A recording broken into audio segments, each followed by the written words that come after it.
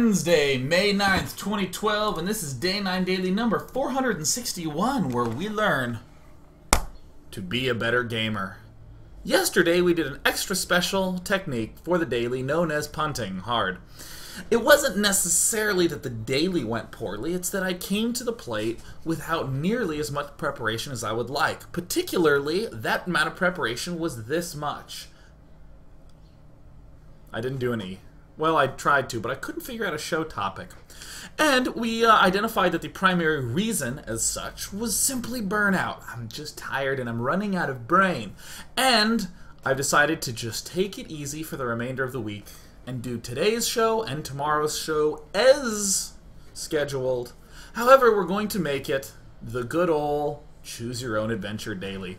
This means that what we're going to do is the same thing we did yesterday, where we're going to select a replay pack, which I've already chosen to be White-rA versus the little one. They played a 7-game show match.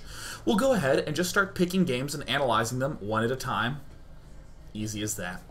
I would like to note that one of the big reasons why I was unable to get done too much preparation today is that I was down doing some interviews. For the Diablo damn it, I misspoke. The Diablo 3 Streamathon on Tuesday, May 15th. Got the sickest interviews ever. Hi, Tristan. The man who just messaged me says good luck on daily. TY. Responding to him mid-daily because he is the awesomest. Of course, Streamathon is going to be from 9 a.m. Pacific to midnight Pacific on that Tuesday. I might drop dead before then, but we're basically going to go from the crack of dawn till the crack of evening. It's going to be a massive day of awesome Diablo 3 action, interspersed with some interviews, thereby allowing me to get things like pizza. So that will be occurring again on Tuesday. Would love to see you then. And on to the daily.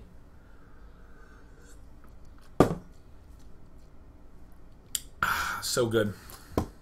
And yes, 9 a.m. is the crack of dawn to someone who has my sleep schedule, which is going to get severely wounded by staying up till 2 this morning to watch I Am MVP versus Parting.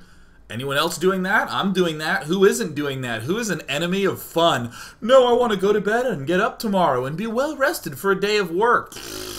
Screw that. I'm not going to do that. I'm going to stay up to watch the best Terran in the world up against, in my eyes, the best Protoss in the world. Now keep in mind that these are all relative terms. I am weighing this partly on performance, partly on achievements, and all I'm really saying is it's a completely arbitrary statement I said just now because that is about how excited that I am to stay up until 2 in the morning to watch GOM TV semifinals. And of course, LiquidTLO going up against Squirtle.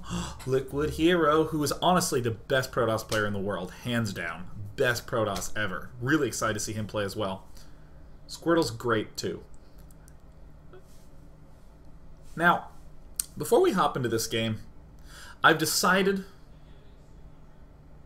Yeah, let's go ahead and do that today. I've decided that there's an extra special important topic that is not quite StarCraft related, but is life related that I wanted to begin with today. Now, you'll note that I am not in a state where I have the maximum amount of preparation that I would ordinarily want. Well, okay.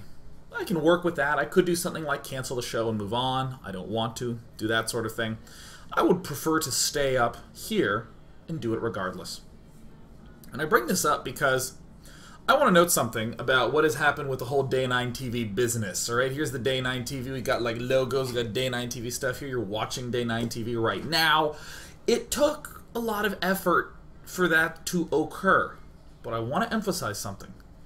I am not smarter than you. I am not luckier than you. I was not born with an innate knowledge of video games over you. I am not an ordinarily more articulate speaker. I was not given any special circumstances. None of these at all are me.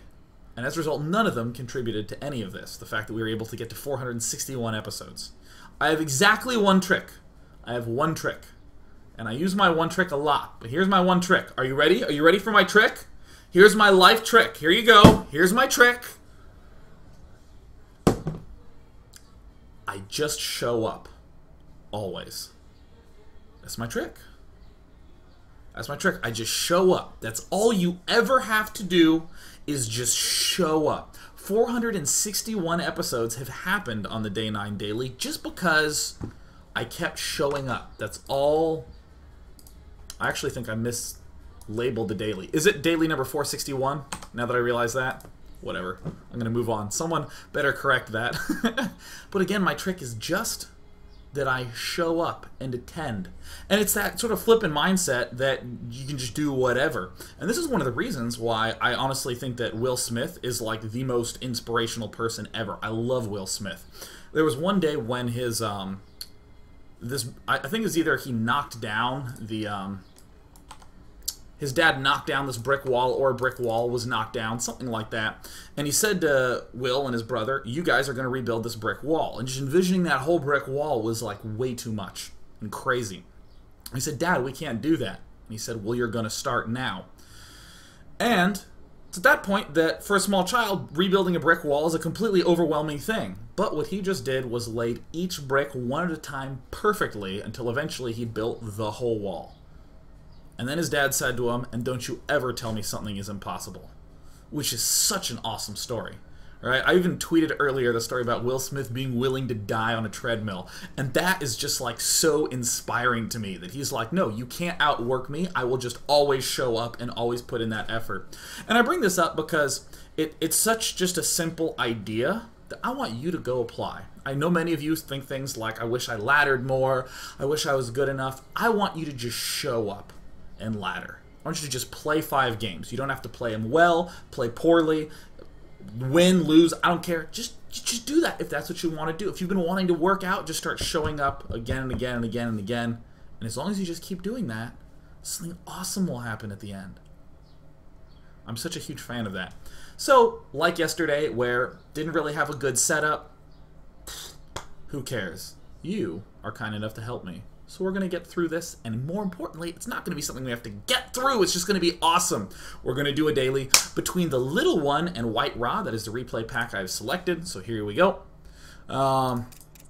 We have 7 games here between these players. I would love it if you would just start typing in the chat whether you want game 1, 2, 3, 4, 5, 6, or 7. And please type the number 1, 2, 3, 4, 5, 6, 7. So we have the 1 on Ohana, Antigua Shipyard, Shakuras Plateau, Cloud Kingdom, Daybreak, Tal'Darim Altar. It looks like I'm seeing quite a lot of 4s, etc., etc., etc. Alright, checking it out. Looks like we have a lot of people typing 9s. That's incredible. It's the most incredible thing I've ever heard. Looks like we have a lot of 6s. So we're going to go ahead and do game number 6. We'll end up doing more games if we have the time. So let's just hop into it. Cool. Let's load up game 6. Yeah. Alright, we are now going to unconfine my mouse cursor, which is a common error that happens with the casters, because again, I need to be able to move my mouse off the screen like this. You see my mouse? Here it goes. Whoa! It disappears. Oh, it's back. Excellent. So, per usual, on any given map, I have not seen these replays at all. This is just straight up good old cold analysis right out the gate. On any map, I always want to just make sure I locate, of course, my natural expansion. This will dictate my opening. I don't have a good ramp, so protecting this entrance is just as difficult as protecting this one for Protoss, so no reason at all not to just early expand. In fact, Protosses really will straight early expand on this map. The even more important question, and I'm not joking, obviously making sure you know where your front is and how your front's covered seems like the most basic, but the most basic question on any map, always, ever, under any circumstance, how do I get my 3rd? How do I get my 3rd base? What is going to be my 3rd? What is my plan for securing my 3rd? I have big ol' rocks there. Am I going to go for that? Well, I'll need some big set of units early on, or am I going to go for this set early? Notice how immediately, if I have decided that I want this expansion, trying to go air could be an issue. I don't want to have my Void-rA and Phoenixes working on a destructible rock or some garbage like that. Probably going to want some more ground units. Good old neck cracking action. So this is probably going to be dictating a lot of White-rA's strategies. TLO, the little one, LiquidTLO, spawning down in the bottom right. going for kind of an interesting opening, the 11 pool opening. I am increasingly becoming a huge fan of this if two things are true. One, Protoss is very likely to early expand. But more importantly, that the Protoss player has a big space here that he needs to cover. This would be true on a map like Antigua Shipyard, where there's just a ridiculously big opening. On Tal'Darim, it's true. Metalopolis, what's a map where it's not true? Shakuras Plateau, I'm not the biggest fan of doing this on. But there's some pretty important numbers for the Protoss right now. Almost always Protosses are going for the Forge first and getting themselves ready to build that extra second pylon. Some Protosses will do this Nexus on 16, but I'm actually not the biggest fan of Nexusing on 16. I'm increasingly a fan of throwing down the one Forge and getting an earlier second pylon, and I actually think it's better economically. I have no evidence from this at all. But, actually no, let me not say I have no evidence for this at all. My mind blipped a little bit, and again, this is what happens when we're just doing it on the fly. The argument of getting the second Nexus up a lot earlier is that I want to get a better probe count. And this is the exact reason why we're seeing TLO go for this 11 pool, and why I'm saying I like it, is that if you go for a Nexus first, it completely messes up them getting up that good probe count. There's sort of this sweet spot, and it all revolves around what the second pylon ends up being. So we see, looks like White-rA has indeed spotted where his opponent should be. It looks like there's absolutely no hatchery down a little bit before 3 minutes, and when that happens, that's kind of emergency time. So, as a result, White-rA kind of has to go Gateway, and then Photon Cannon, and then Pylon. And because White-rA has been in a little bit of a panic mode, because he's going, whoa, 3 minutes and no hatch, uh-oh, he's building all these while building no probes. He's stuck at 15 of 18. In fact, White-rA is going to be way behind in that resource count. He has not even begun to make geysers. And I would honestly say he can't afford to make a second geyser right now. He has to just chill. He has to chill. So this cybernetics core doesn't... gets to me a little bit. This is the entire reason why I'm increasingly becoming a fan of the Forge first, and then the second pylon, and then the Nexus, and then the cannon. Because you can get a lot of probes out, you can panic, build a photon cannon if you need, and then still get probes out with your earlier second pylon. But right now, this cybernetics core is going to be built way too early. So this thing's going to finish. I don't think there's going to be enough gas to do anything. I mean, hell, we only have one geyser that's really been mined from. This one just started as well. But we'll see how White-rA rolls with it. Obviously, the big disadvantage for Zerg, how do I get my third? More often than not, players will want to take these destructible rocks and just place a hatch right next to it. But also notice how clever TLO's build is. If I go for an 11 pool, I can simultaneously apply pressure to the front and knock down these rocks to get my fast third up. What's the most important aspect of any map? How do I get my third base? Number one most important thing by light years, above and beyond everything, get your third up, or figuring out how to get your third up, and TLO answered that in a very, very clever way. I'm loving it. So we of course see the good old plus cybernetics core research upgrade, the warp gate. One thing to note about this point in the game, obviously there's four basic things that I think the Protoss player can do reasonably. Big warp gate tech, big amount of warp gates, a big warp gate push, so like 6-7 warp gates with +1.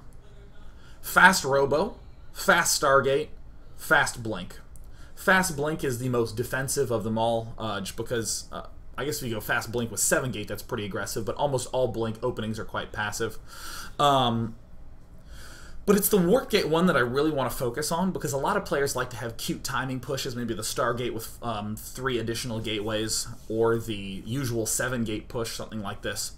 For every 10 seconds earlier that you build your Warp Gate, that's one chrono boost you don't have to spend on that warp gate research. It's easy to just always spend 5 chronos on the cybernetics core if you have that available, because you want the fastest one ever.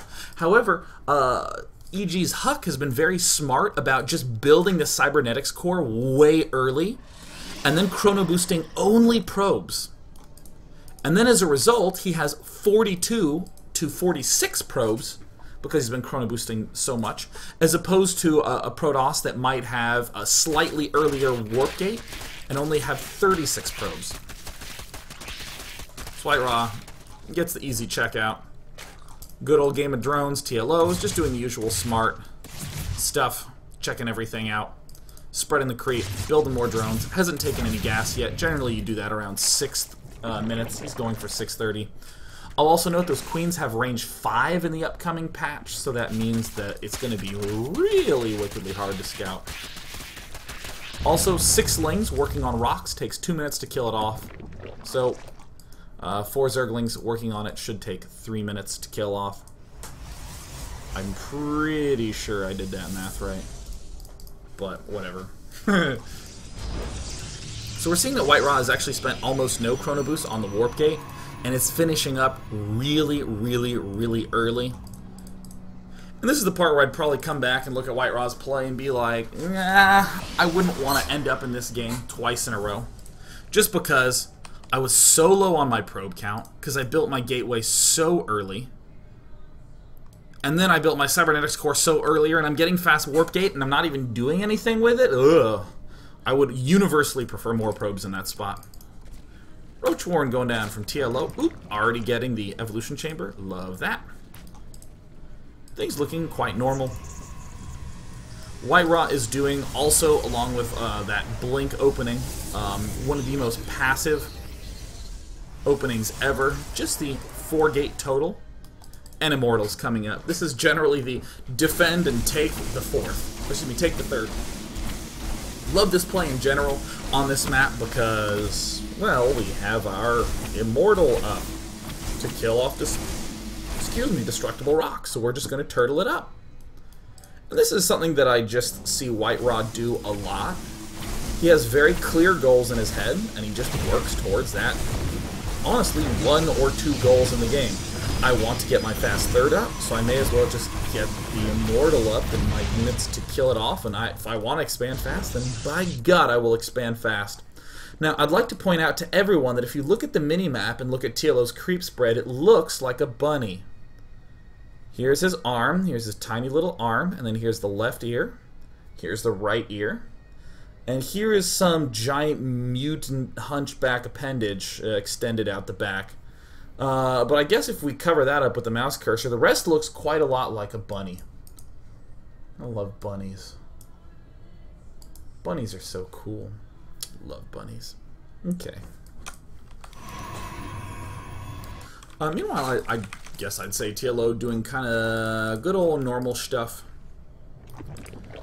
Taking, ooh, now here's a bit of an interesting transition. This is very Stefano-esque.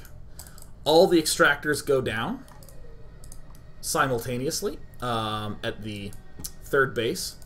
These look a little bit early as well. Generally, you get these a touch earlier, but it looks like literally TLO went gas, gas, wait a little bit, and then went gas, gas again. But getting this infestation pit up before 10 minutes is very much so how Stefano does it. He relies more on zerglings with some roaches to delay, but ideally we'll build no roaches. This spire is total news to me. That is not something I've seen at all.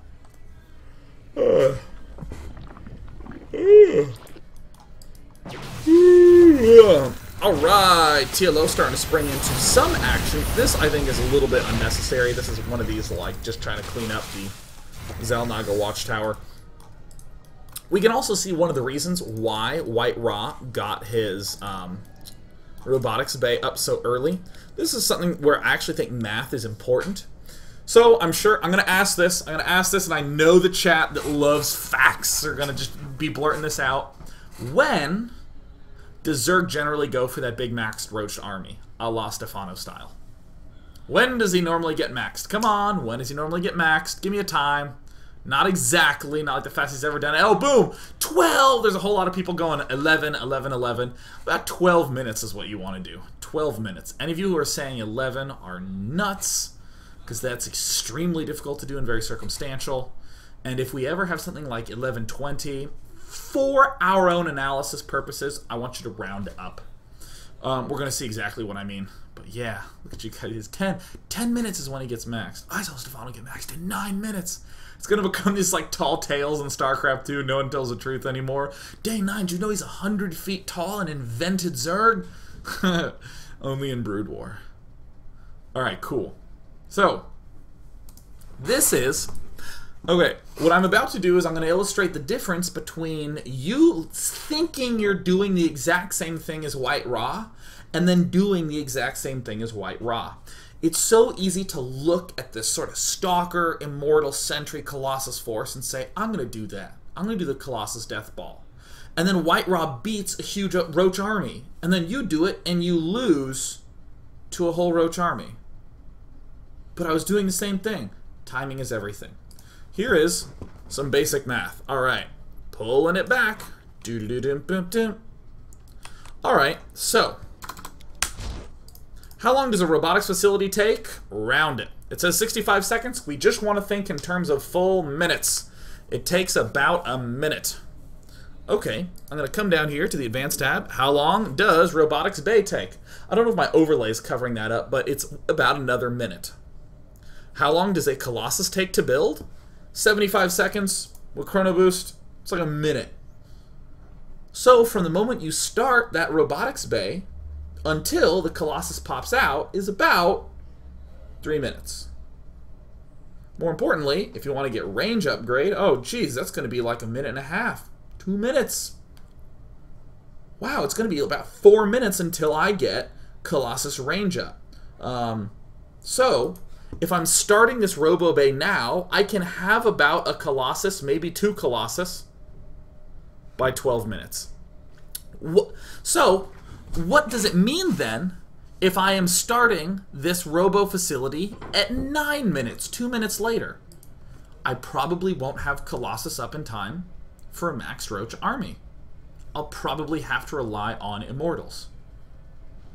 This is how you end up seeing some large differences in what players are doing. They're all trying to get to that big Colossus, Sentry, Immortal force that's really good in the mid-game, but nice. And then we see, as we go ahead, we were at 7 minutes when I got started.